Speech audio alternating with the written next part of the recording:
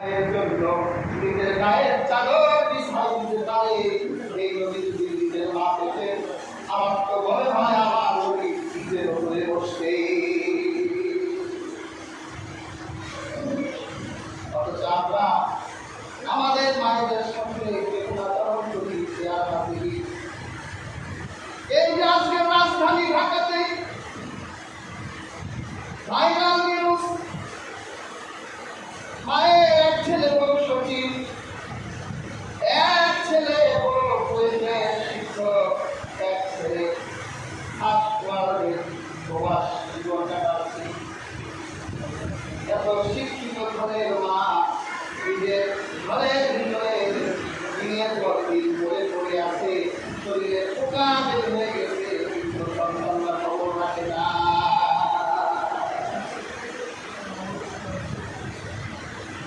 শিক্ষিত বানিয়েছে, শিক্ষিত মায়ের সন্তানরা কি শিক্ষা পেল?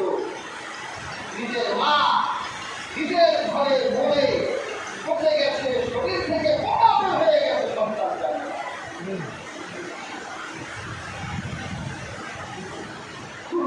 আসছে সম্পর্কে কি হাল হয়ে যাচ্ছে আর চিন্তা করা যায়। এজন্য মায়ের কষ্ট, আপনার পিছনে মায়ের যে শ্রম, আপনি কোনদিন তা পূর্ণ করতে পারবেন না। এই পৃথিবীতে বাবাও কিন্তু কম কষ্ট করে না। এই পৃথিবীতে মা যদি তার সন্তানকে 10 মাস পেটে রাখে, তাহলে মনে রাখবেন পৃথিবীর প্রত্যেকটা বাবা তার সন্তানকে সারা জীবন মাথায় রাখে, চিন্তা বিপ্লব রাখে, নিজের জীবনকে নষ্ট করে, নিজের জীবনকে জলাঞ্জলি দিয়ে সন্তানের জীবনকে সুন্দর করে তোলে।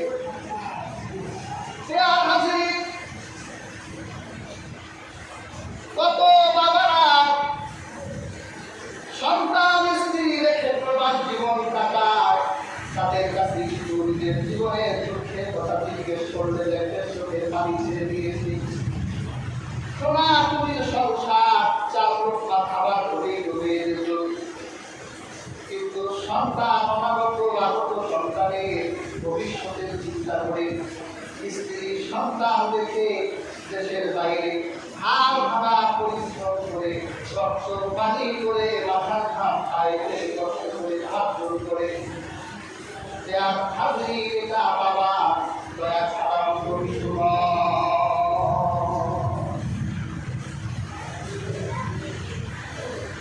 রাজধানী এলাকায় দেখবেন, আমাদের এলাকাগুলোতে রাতের বেলা দেখবেন অনেক রিক্সাওয়ালা ভাইরা ঘুমের সময় সমস্ত মানুষরা ঘুমিয়ে আছে, আরাম করছে, কিন্তু রিক্সা চালায়। ভাই রাত হয়ে গেছে, বাসায় যাওয়া না, ঘুমাবা না, তুই বাসায় রাখি এরা ঘুমিয়ে রাত পর্যন্ত রিক্সা চালাও কেন? দেখবেন একটা সুন্দর হাসি দিয়ে বলবে, সংসারটা একটু বড়, সন্তানগুলো বেশি, স্ত্রী বাবা মা আছে, তাদের মুখের হাসি ফোটাবার জন্য একটু পরিশ্রম করি।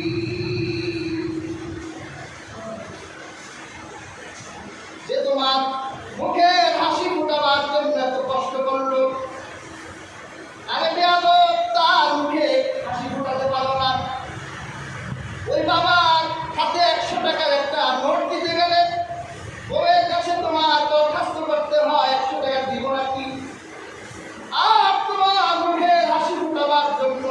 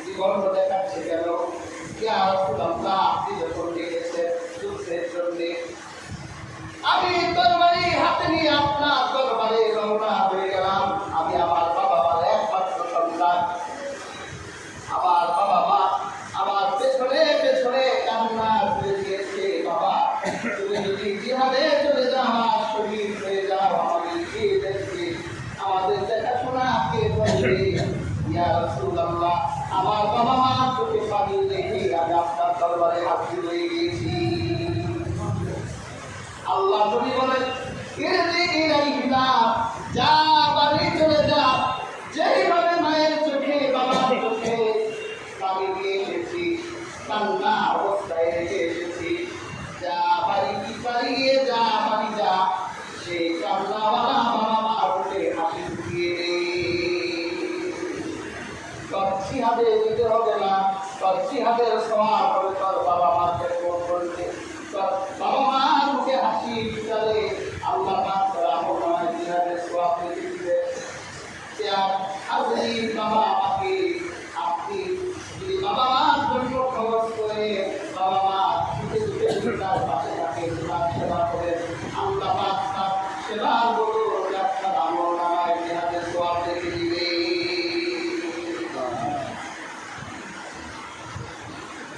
এই পৃথিবীতে যারা বাবা মা খেদমত করেছে, এই পৃথিবীর কোন বাধা তাদেরকে ঠেকায় রাখতে পারে। দুনিয়ায় পুরস্কার পাওয়া যাবে, আখিরাতেও পুরস্কার পাওয়া। আল্লাহ নবীর এক হাদিস আছে, হাদিসকে হাদিসে কার বলা হয়। এই হাদিসে কার এসেছে, তিন বন্ধু রাস্তায় পাহাড়ে উদ্দেশ্যে রওনা হয়েছে, কোথাও যাবে চড়ুগুড়িতে। এমন সময় বৃষ্টি নামল। তিন বন্ধু বৃষ্টি বাঁচার জন্য পাহাড়ের গুহায় আশ্রয় নিয়েছে। পাহাড়ের গুহায় এক পাথরে সে পাহাড়ের গুহার মুখ বন্ধ হয়ে গেছে। তিনজন মিলে পাহাড়ের মুখ থেকে পাথর সরাতে পারে না। বৃষ্টি হয়ে গেল, এখন আর বাঁচার কোনো উপায় নাই। চিৎকার করবে, বাইরের মানুষ আর শুনবে না। একজন বলল, এখন আমাদের বাঁচাবার জন্য একজন আছে, সে কে? আল্লাহ আছে আমাদের বাঁচাবার জন্য। তোমরা যদি তোমাদের জীবনে কোনো ভালো কাজ করে থাকো, এক কাজ করে থাকো, সেই এক কাজটা একমাত্র আল্লাহর জন্য হয়েছিল। তোমরা সেই এক কাজকে আজকে তোমাদের জীবনের প্রতিজ্ঞা করে আল্লাহ দোয়া করো। একজন বলল, হে আল্লাহ, আমার সন্তান ছিল, বাবা মা ছিল, আমি রেস্তোরাঁ, আমার প্রত্যেক দিনের কাজ ছিল, আমি রেস্তোরাঁ পর সন্ধ্যাবেলা যখন বাড়ি ফিরতাম, বেলগুলো ধরো করে দুধ বের করতাম। এরপর সেই দুধকে জাল দিয়ে সবার আগে আমি আমার বাবা মাকে খাওয়াতাম। আমার বাবা মা খাওয়ার পর যদি দুধ বেঁচে থাকতো সন্তানদের খাওয়াতাম। তারপর আমরা যেতাম। একদিনের ঘটনা, বের হয়েছি, এত দূরে চলে গিয়েছি, বাসায় আসতে দেরি হয়ে গেছে। বাসায় ফিরে মেষগুলো কৌতূহল করে জাল দিয়ে যখন ঘরে ঢুকলাম, দেখলাম আমার বৃদ্ধ বাবা মা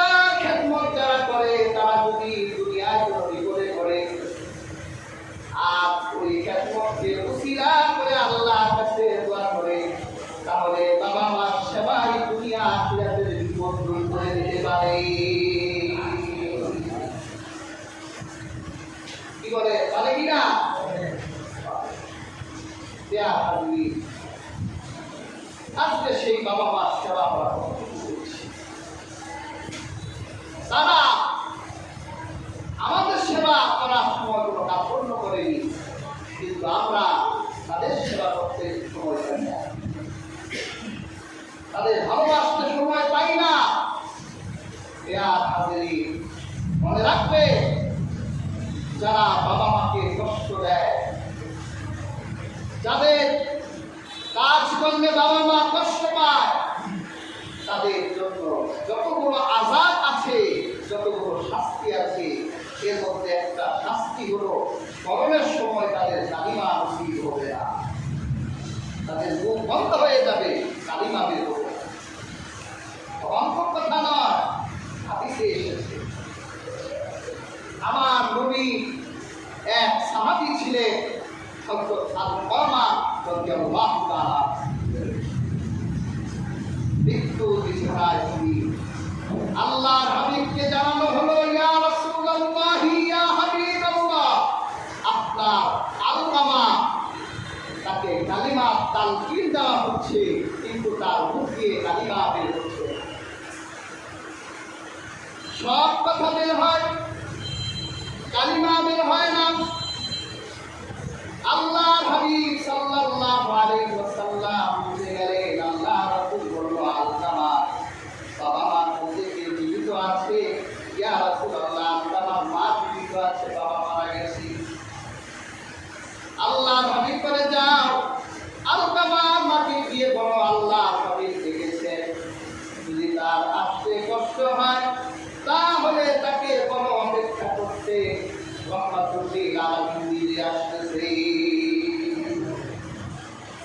আলকামার মা বলে, কি বলে, আল্লাহর হাবিব কষ্ট করে আসবেন কেন? আমি রাসূলুল্লাহর কাছে যাই।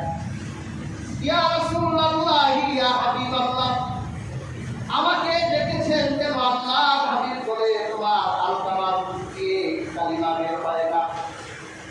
বলে, আলকামার মা, তুমি বলো তোমার ছেলে আলকামাকে বল। আলকামার মা বলে, আমার ছেলের মধ্যে ছেলে হয় না। আমার ছেলে যখন নামাজে দাঁড়িয়ে যায়, সে আল্লাহর খুশিতে এত মনোযোগ দিয়ে নামাজ পড়ে। আবার সে যখন কাউকে দান সদকা করে, পকেটে হাত দিয়ে তার হাতের মুঠোয় যা আসে তাই সে দিয়ে দেয়। একটু বলেও না, কত দিল। আল্লাহর হাবিব বলেন, তাহলে আলকামার মা, তুমি বলো, তুমি কি তোমার সন্তানের উপর রাগ হয়ে আছো নাকি, বেজার হয়ে আছো নাকি? আলকামার মা কথা বলে রাসূল হয়ে আছে। আল্লাহর হাবিব বলে, ওই আলকামার মা জবাব দিই, আর যদি তুই রাগ হয়ে থাকিস তাহলে ঠিক আছে, তোর সন্তানের মুখ দিয়ে আর কালিমা বের হবে না। ইয়া রাসূলুল্লাহ, আমি রাগ হয়ে আছি, সে আমার উপর তার বউকে প্রাধান্য দেয়, আমার কথার উপর তার বউয়ের কথা প্রাধান্য দেয়, এই জন্য আমি আলকামাকে শোনাই। আল্লাহর হাবিব বলেন, তুমি তোমার ছেলেকে মাফ করে দাও। আলকামার মা বলে, আমার বুকে এত ব্যথা, ইয়া রাসূলুল্লাহ, এই কথা আমাদের বলবেন না। আল্লাহর হাবিব বলেন, ঠিক আছে আলকামার মা, এখানে দাঁড়িয়ে থাকো। ও আলী, ও বেলাল, লাকড়ি হাজির করো, আগুন জ্বালিয়ে দাও। আলকামারে আগুন জ্বালাইবে। আলকামার মা চোখের পানি ছেড়ে দিয়ে বলে, ইয়া রাসূলুল্লাহ,